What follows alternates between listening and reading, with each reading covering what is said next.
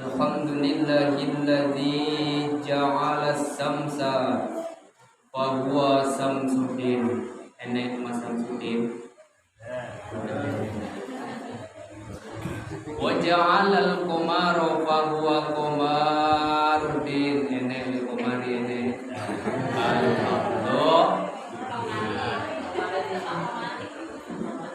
Wa ja'ala nura fa huwa nurman wa nurdin. Ora enek. Wa ja'ala nasara wa ja'ala sadiqa fa huwa sadiqin. Enek maksudnya ART. Asyhadu an la ilaha illallah wahdahu la syarikalah wa asyhadu anna sayyidana Muhammadan abduhu wa rasuluhu la nabiyya ba'da. Allahumma fasalli wa sallim wa barik ala sayyidina wa habibina wa qurrata a'yunina wa maulana Muhammadin sallallahu alaihi wasallam wa ala alihi wa sahbihi ajma'in. Amma ba'di wal mas'ulu amma ba'du. Amma kamah mayakum min syai'in wa tilwiha wujuban ulifa. Amma harfu sartin wa tafsilin wa tawkidin mutatamminin tahtaju ilal jawab. Al jawabu makrunatu bil fa'i. Faqad qala Allah ta'ala fi ayatihil karimah wa huwa asdaqul maqalah. A'udzu billahi as-sami'il 'alim minasy syaithanir rajim.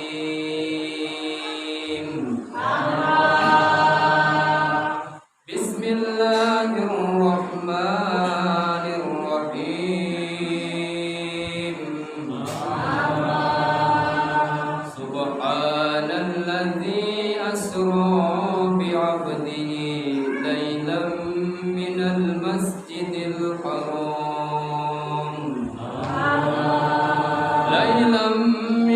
Masjidil haram ilal masjidil aqsa.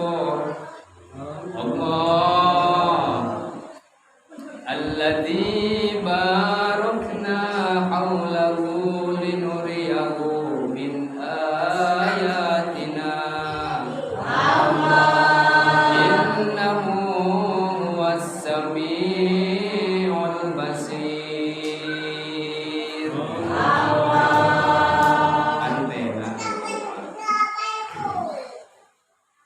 Qala Nabi sallallahu alaihi wasallam Inna sholata tanha 'anil fahsya'i wal munkar.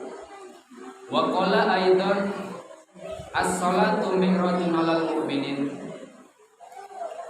Wa qala kinazim Allahumma barik lana fi Rajab wa Sa'bana wa balighna Ramadana wa hasil maqasidana Allahumma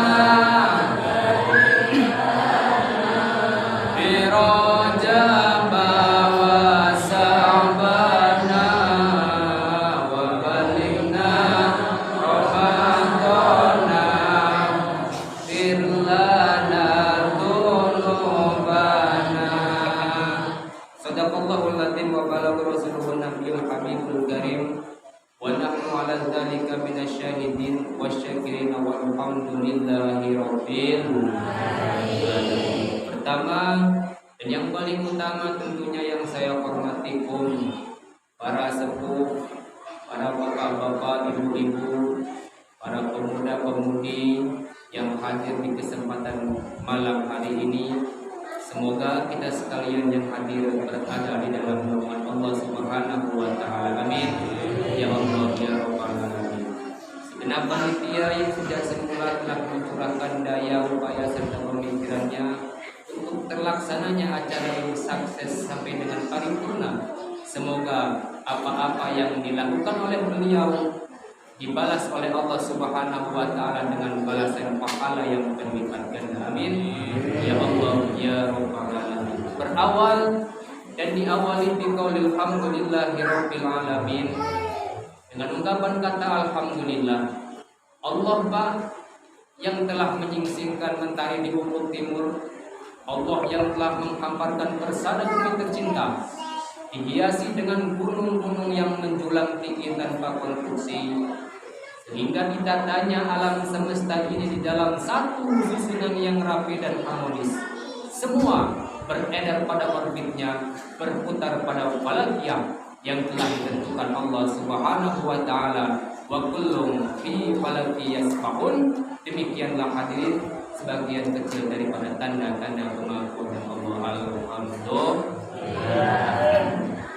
Salawat terpinggiskan salam keagungan, salam kesejahteraan semoga tercurah limpahkan kepada baginda alam beliau yang telah mampu membawa umatnya minat zulumati ila nur, dari alam yang gelap gemerlap menjadi terang benderang, dari umat yang berbuat salah menjadi soleh, dari umat yang biadab menjadi beradab. Beliaulah Nabi kita, yaitu Nabi Yuna Muhammad Sallallahu Alaihi Wasallam. Semoga kita sekalian yang hadir akan termaktub di dalam golongan beliau yang menantikan syafaatnya beliau di kiamat. Amin. Ya Allah ya Rabbal alamin. Pak, mau tidur?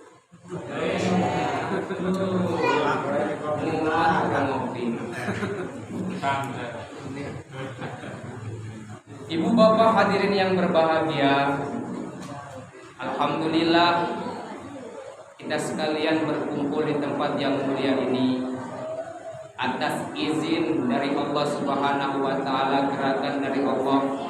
Saya meyakini bahwa setiap pergerakan kita itu atas skenario dari Allah Subhanahu wa taala. Benar? Padahal sebenarnya baik ibu-ibu maupun bapak-bapak semuanya masing-masing mempunyai rencana. Benar Bu? Bahwa rencananya mau ning di mau Mbak. Seorang ini ada istirahat ya. Ada istirahat. Mbak Wahyu mungkin mau shopping, mau belanja. Mungkin. Tapi saya mengingatkan kembali Pak Bu, kita boleh berencana, tapi ingat isi ATM yang selalu menentukannya, benar?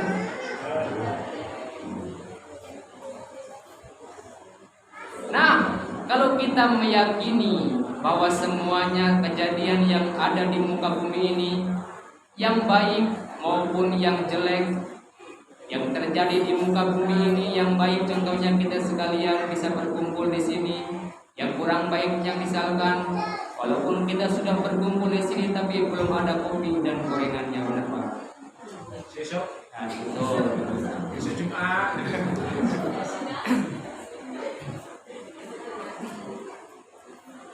Ini menyatakan bahwasanya setiap kejadian yang terjadi di muka bumi ini semua skenario Allah Subhanahu wa taala. Artinya tidak ada orang yang kuat di muka bumi ini.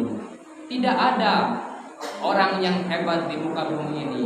Entah kita keluarganya siapa, kita anaknya siapa, kita adiknya siapa. Tentu tidak ada yang kuat, tidak ada backing yang kuat di muka bumi ini. Yang kuat itu apa? Yang kuat itu aturan. Yang hebat itu apa? Yang hebat itu persatuan. Nah, makanya kita di sini diatur oleh agama untuk mempercayai satu ayat yang berbunyi Subhanalladzi asra bi 'abdihi lailan minal masjidil haram ilal masjidil aqsa. Ini adalah skenario-nya Allah, Pak. Kita berkumpul di sini mempercayai dengan hidayah dari Allah Subhanahu wa taala. Kita bisa berkumpul di sini. Mendapatkan hidayah dari Allah itu tidak gampang, Pak. Padahal hidayah itu yahdi may yasha, diberikan kepada siapa saja yang dikehendaki Allah. Tapi tidak setiap orang bisa mendapatkan yang namanya hidayah, benar Pak? Contoh, walaupun anak Nabi Nuh, Kan'an tidak mendapatkan hidayah, tidak mengikuti petunjuk dari bapaknya, kafir kan. Ada lagi istri Nabi Lut, tidak mengikuti syariatnya Nabi Lut, kafir beliau. Ada lagi paman Nabi, kakek Nabi Abu Jahal, Abu Lahab, tidak mengikuti syariat Nabi Muhammad SAW, bahkan sampai matinya pun kafir. Jadi hidayah itu skenario-nya Allah, tidak bisa ditentukan oleh kita, Pak. Kita beruntung cucu Nabi bukan, keluarga Nabi bukan, tapi mendapatkan yang namanya hidayah. Alhamdulillah.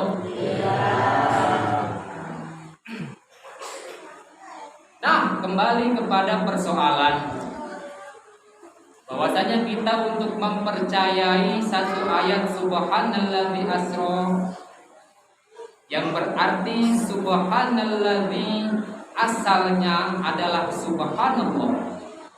Kalau kata santri, lafaz Subhanallah itu ijaz disingkat menjadi Subhanalladzi, disingkat lafaz Allah. Maha suci Allah, Alladzi asra, yang telah memperjalankan. Siapa yang diperjalankan oleh Allah? Bi abdihi, kepada hambanya, yaitu Nabi kita Muhammad sallallahu alaihi wasallam.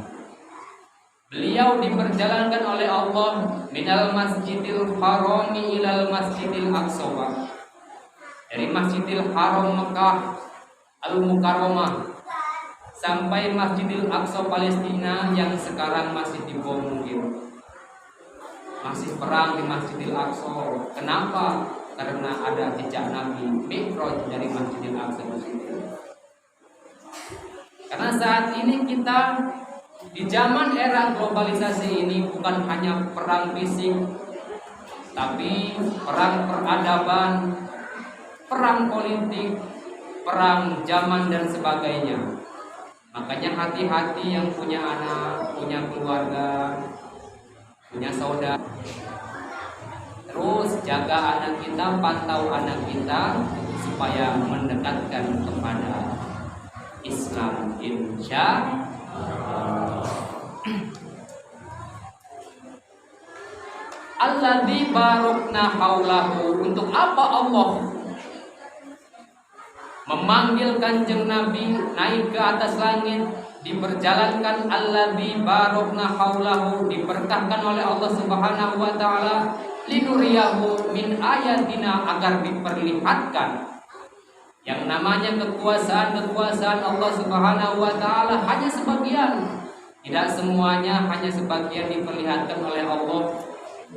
Keindahan-keindahan yang ada di langit, keindahan-keindahan yang ada di alam malakut. Alam langit itu disebutnya alam malakut, Pak. Perjalanan dari Masjidil Haram Mekah sampai ke Masjidil Aqsa Palestina disebutnya perjalanan horizontal atau perjalanan yang masih di luar bumi, masih di sekeliling bumi.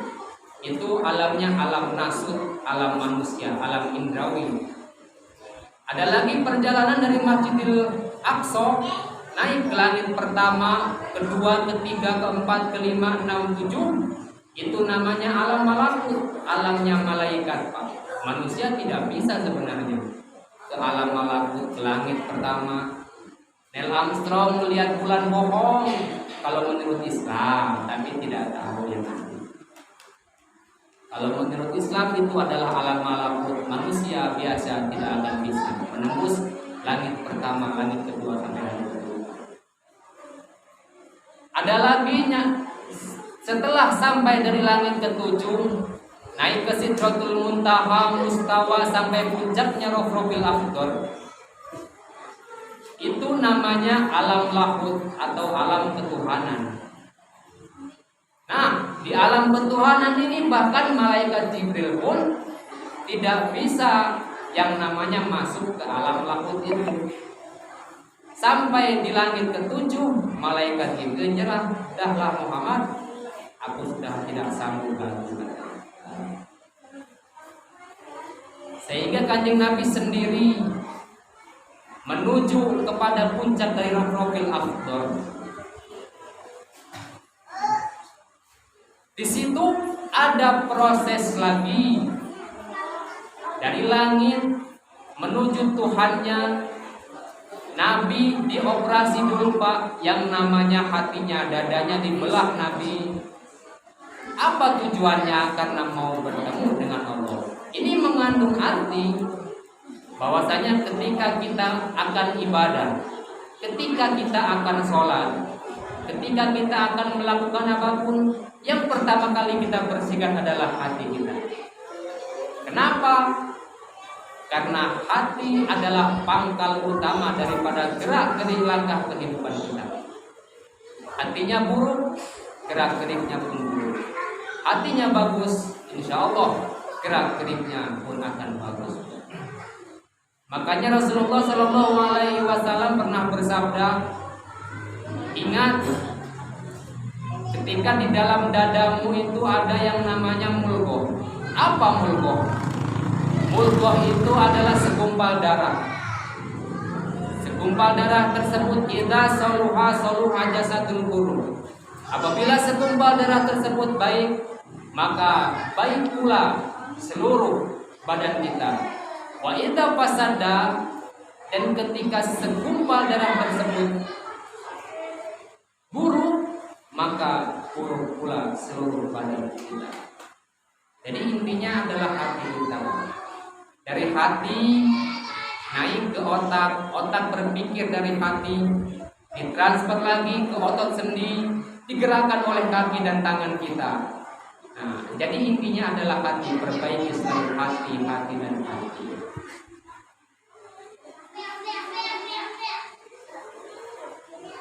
Makanya kita selalu bersyukur atas izin Allah kita sekalian bisa berkumpul di sini dengan skenario dari Allah Subhanahu wa taala. Kita sekalian bisa mendapatkan hidayah yang tergolong susah didapatkannya, Pak. Karena hidayah ini bentuk prerogatif Allah, Pak. Nah, setelah kita berbicara tentang hati, lalu bagaimana agar kita bisa mengukur kadar keimanan di dalam hati kita? Agar tahu hati kita baik atau buruk, agar tahu hati kita seperti apa bentuk hati yang telah kita pelihara ini? Maka jawaban ini sama-sama kita dekati sabda Rasulullah Shallallahu Alaihi Wasallam, "Idza sarratka hasanatuka wasa'atka sayyi'atuka fa anta mu'min." Apabila perbuatanmu yang baik membuat engkau bahagia, apabila perbuatanmu yang baik membuat engkau gembira, dan perbuatanmu yang jahat membuat engkau jadi susah, fa anta mu'min, berarti masih tertancap iman di dalam hati. Ini mengandung arti setiap perbuatan kita yang baik tidak harus kita sesali. Kenapa? Karena disesali ataupun tidak, toh perbuatan itu sudah kita lakukan benar. Dan menyesali perbuatan baik yang telah kita lakukan hanya mengurangi nilai pahala kebaikan itu sendiri. Dan selalu menyesalah ketika kita berbuat kejahatan. Ketika kita berbuat dosa, alangkah baiknya hati kita selalu menyesal. Kenapa? Karena itu adalah tanda iman yang masih ada di dalam hati kita.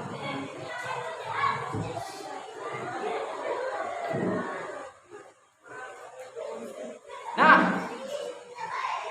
pahala dan dosa ini adalah kelakuan yang buruk dan baik. Kelakuan yang baik mendapatkan pahala, dan kelakuan yang buruk mendapatkan dosa. Sedangkan pahala dan dosa ini tidak bisa dilihat dengan jelas, bahkan kita tidak bisa membedakan. Si A misalkan berdosa atau tidak, si B misalkan berdosa atau tidak. Ini tidak bisa kita lihat dengan mata zahir kita, tapi efeknya di dalam kehidupan ini jelas adanya. Pahala ataupun dosa semua mengandung efeknya di dalam kehidupan kita, entah itu di dunia atau nanti di akhirat kelak. Tapi yang jelas ada satu dosa yang Allah tidak akan Allah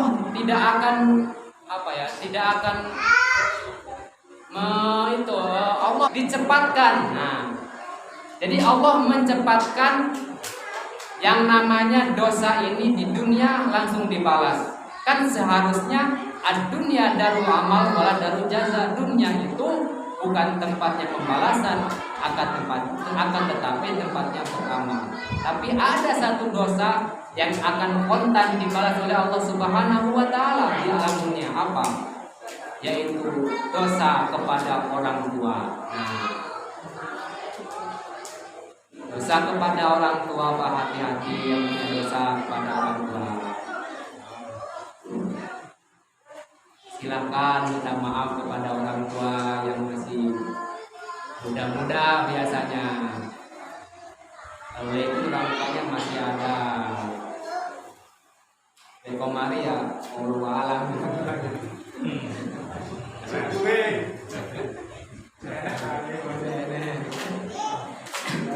Masata mau meneh. Masata berbeda ngobrol.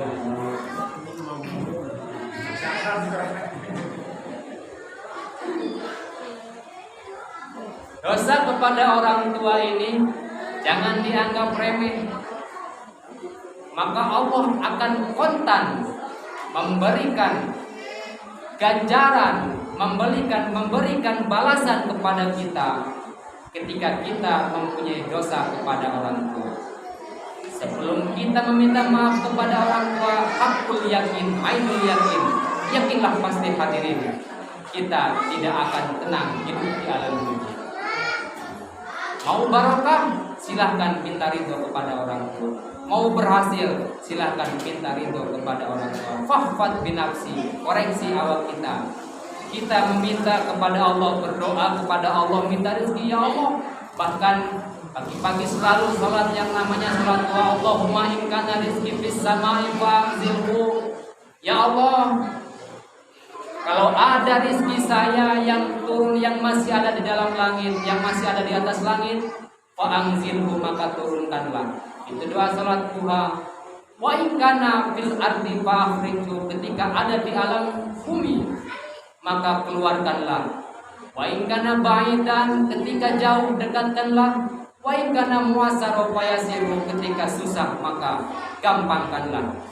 Nah, kita sudah melakukan itu, tapi kenapa kita selalu susah? Mungkin ini yang menjadi penyebabnya, dosa kepada orang tua.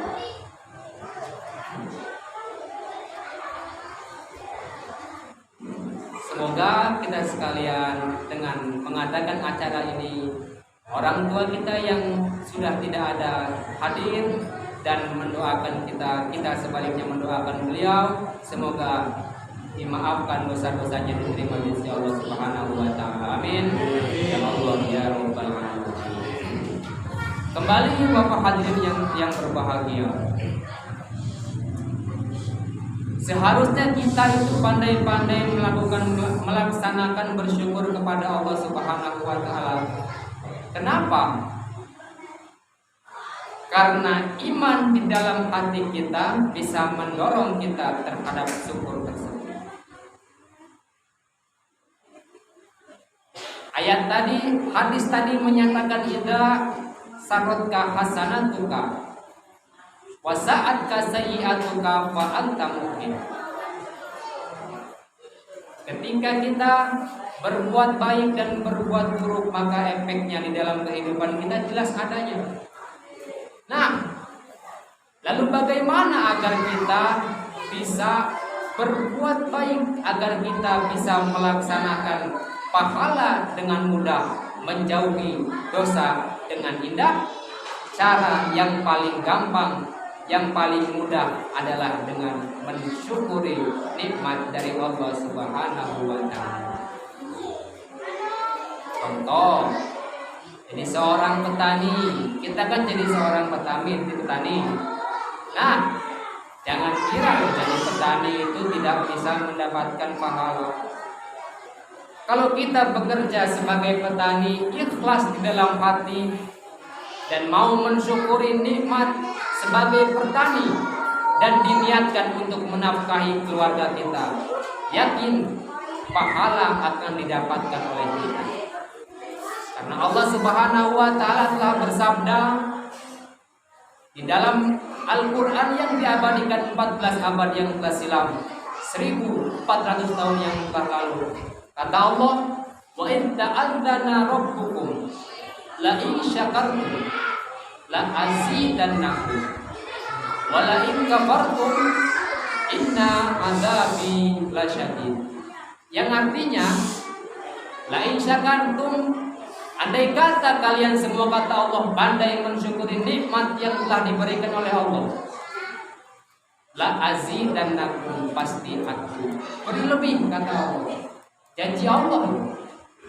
Kata Allah, kalau kita mau bersyukur sedikit ataupun banyak, susah ataupun gampang, kuncinya syukur pasti akan mudah.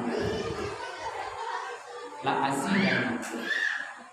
Tetapi sebaliknya, wala in kafartum, ketika kita tidak pandai mensyukuri nikmat yang telah diberikan Allah, inna adzabi lasyadid, ingat siksaku pedih, kata Allah.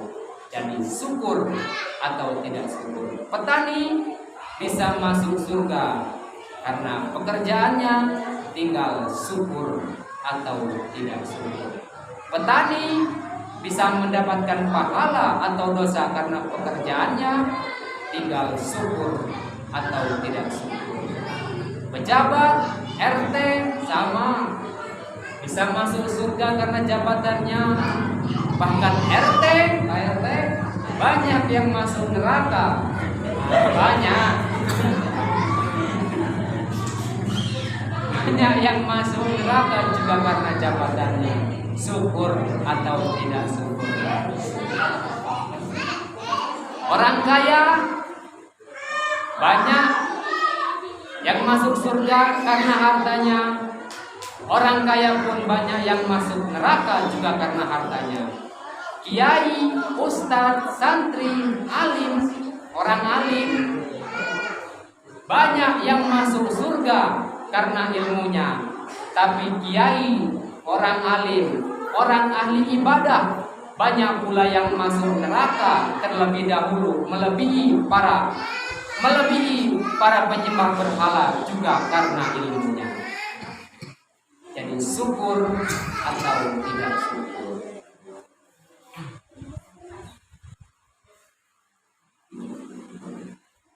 Kembali ya Bapak hadirin yang berbahagia,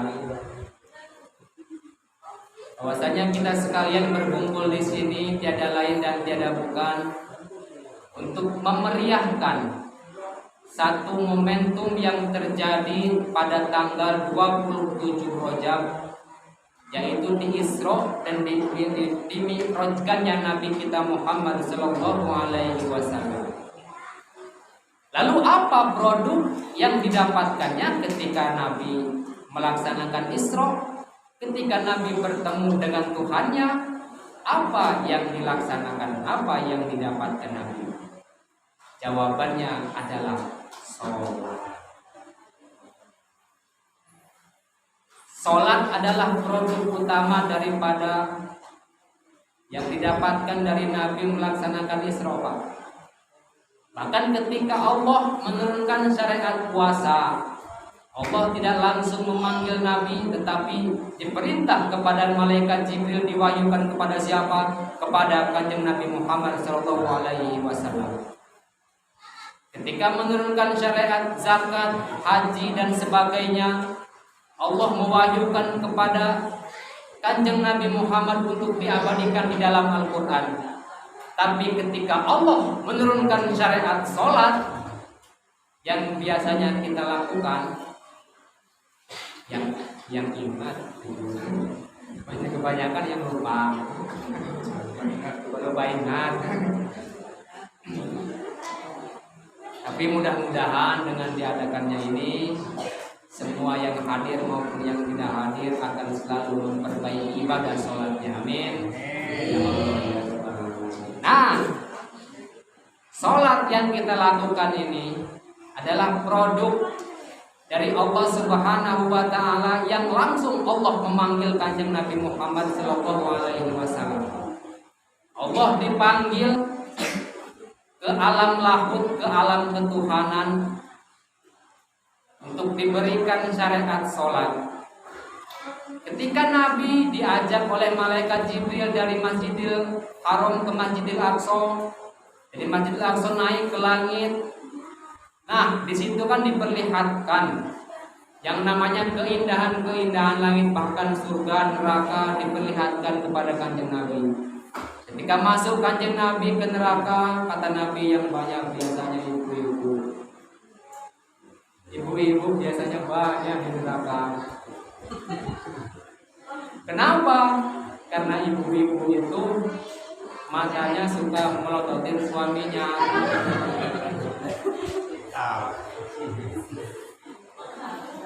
Kok tahu kalah?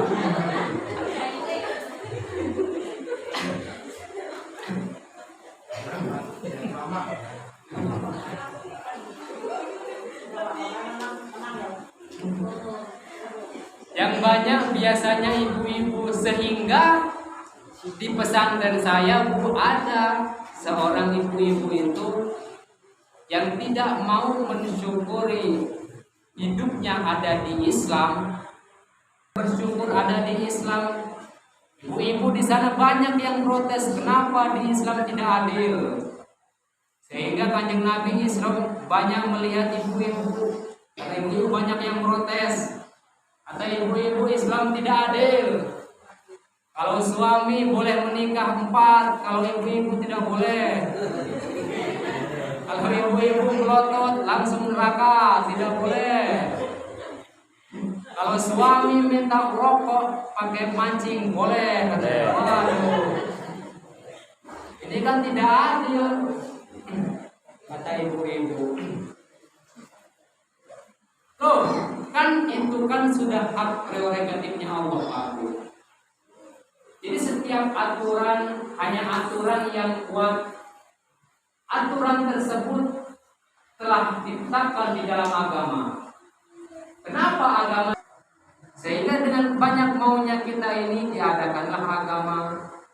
Agama yang mengatur A, B, C dan sebagainya. Itu diatur oleh agama. Bahkan masih banyak yang protes perempuan. Kenapa sih di Islam itu yang makan enak-enak tidak boleh? Main-main yang jauh tidak boleh. Makan babi katanya enak, orang Kristen. Islam tidak boleh. Banyak yang mengatakan bahwasanya makan babi itu babi mengandung cacing pita. Banyak yang mengatakan begitu.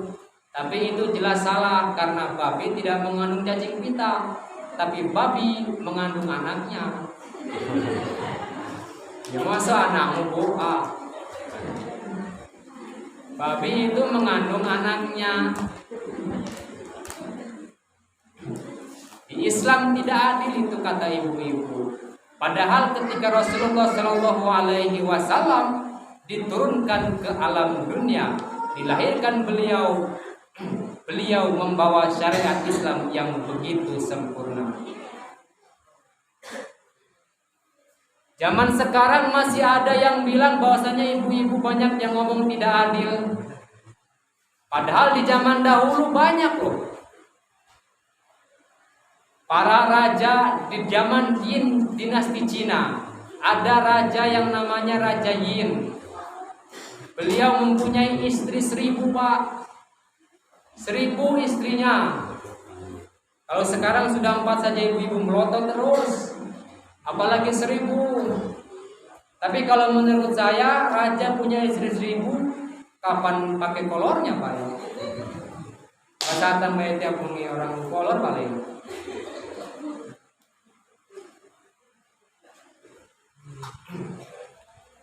Jadi alangkah tidak enak didengarnya ketika wanita memprotes bahwasanya Islam tidak adil. Makanya Rasulullah SAW menyatakan ketika masuk ke neraka banyak penghuninya sebagian daripada ibu-ibu. Ngaji dan ngaji. Perintahnya sholat, syariatnya adalah ngaji. Dengan ngaji kita akan tahu ilmunya ngaji. Makanya saya menyarankan kalau bisa kita sekarang ini mengadakan ngaji yang namanya ngaji fikih. Jadi ngaji fikih itu tentang bab sholat dan sebagainya, bab puasa dan yang lainnya, itu ngaji fikih disebutnya. Dijelaskan agar apa? Agar kita sedikit-sedikit tahu bagaimana caranya berwudu dengan yang pas, bagaimana dengan bacaan yang pas, bagaimana dengan ruku sujud yang pas. Itu ketahuan dengan cara ngaji fikih. Kenapa harus demikian? Ya karena sholat adalah awal pertama yang dipertanyakan di yaumil kiamat. Awal ma yuhasabu bihil abdu yaumal qiyamati sholat. Fa in soluha sa'iru amali, wa in fasadda sa'iru amali. Awal pertama yang dipertanyakan dari seorang hamba yaumal qiyamati, di hari kiamat, adalah sholat. Fa in soluha sa'iru amali. Andai kata sholat kita baik, amalan yang lainnya seperti zakat, puasa, haji dan yang lainnya akan baik. Tapi sebaliknya wa in fasadda, ketika sholat kita buruk, sholat kita jarang-jarang, fasadda sa'iru amali, amalan yang lainnya pun akan terbawa menjadi buruk. Jadi sholat ini diibaratkan angka 1, dan ibadah yang lainnya angka 0. Puasa 0, zakat 0, sedekah 0. Sholat angka 1, sholatnya bagus, dibarengi dengan ibadah 1, 0 tadi jadi 10, ditambah 0 lagi jadi 100, ditambah 0 lagi jadi 1000 dan seterusnya. Tapi ketika sholat yang angka 1 tadi ditinggalkan, kita mengejar kesunahannya, kita mengejar yang sodakohnya, mengejar yang hajinya, mengejar yang zakatnya, maka nilainya semuanya 0. Sholat adalah pangkal utama. Jadi sholat, ngaji, dan ngaji.